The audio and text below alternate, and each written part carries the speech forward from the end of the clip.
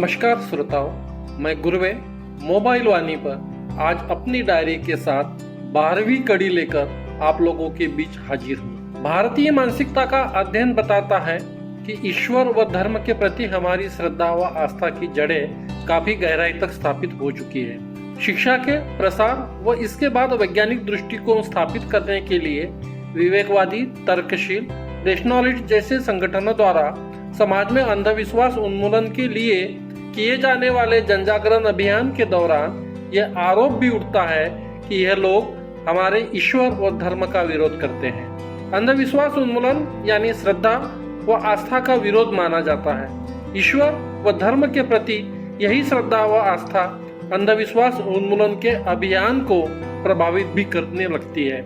समाज में अंधविश्वास उन्मूलन के साथ ईश्वर और धर्म की कथित रूप से गढ़ी गई परिभाषा से बाहर निकलना कठिन हो जाता है।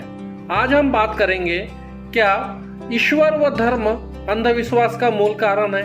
अक्सर यह माना जाता है कि ईश्वर व धर्म के कारण समाज में अंधविश्वास स्थापित है। अंधविश्वास उन्मूलन के क्षेत्र में कार्यरत कुछ संस्थाएं वो व्यक्तियों की यह राय है कि ईश्वर व धर्म को खत्म किए बगैर समाज के जनमानस से अंधविश्वास का उन्मूलन करना संभव नहीं है। सवाल उठाया जाता है कि ईश्वर व धर्म को साथ लेकर समाज से अंधविश्वास को दूर करना ठीक वैसे ही होगा जैसे हम पेड़ की जड़ों को छोड़कर टहनियों को तोड़ रहे हैं।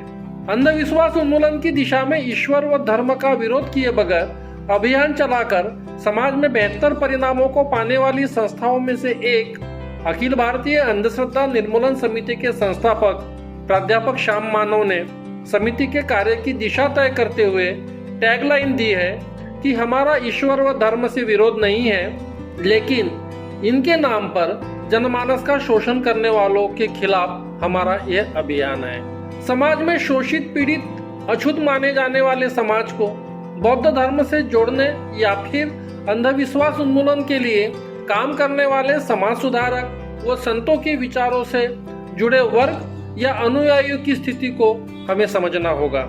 आज से 67 वर्ष पूर्व बाबा साहब आम्बेडकर ने दलितों को बौद्ध धर्म की दीक्षा दी।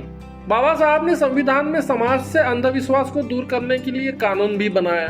बाबा साहब के अनुयायियों ने बौद्ध धर्म स्वीकार किया। वे हिंदू देवी देवता नहीं मानते, किंतु यही लोग संतान प्राप्ति के लिए किसी बाबा, पडियार, भूमिका आदि के दरबार में जाते हुए दिखाई देते हैं।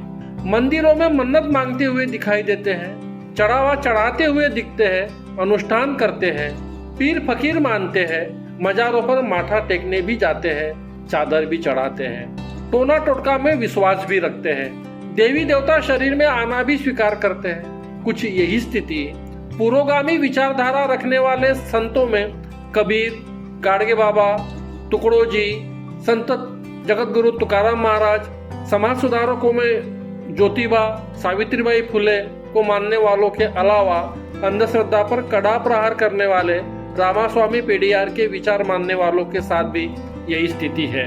दूसरे पक्ष को हम देखते हैं तो विविध संगठनों में काम करने वाले मेरे कुछ सहपाठी हैं जो ईश्वर व धर्म को नहीं मानते हैं।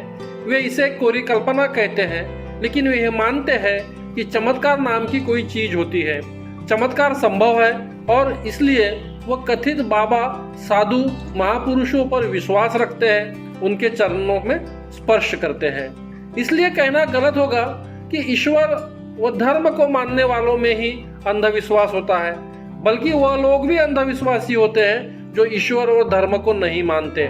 इससे स्पष्ट होता है कि अंधविश्वास उन्मूलन का ईश्वर व धर्म से कोई संबंध नहीं है। अंधविश्वास उन्मूलन एक प्रक्रिया है जो मनुष्य को विवेकवादी, तर्कशील बनने में व सत्य जानने का मार्ग खुला करती है। ये विचार आपको कैसे लगे, हमसे साझा करें नंबर 3 की बटन दबाकर। और ये डायरी पसंद आई है तो दबाएं नंबर 5। जानेंगे तो बोलेंगे, बोलेंगे तो बदलेंगे।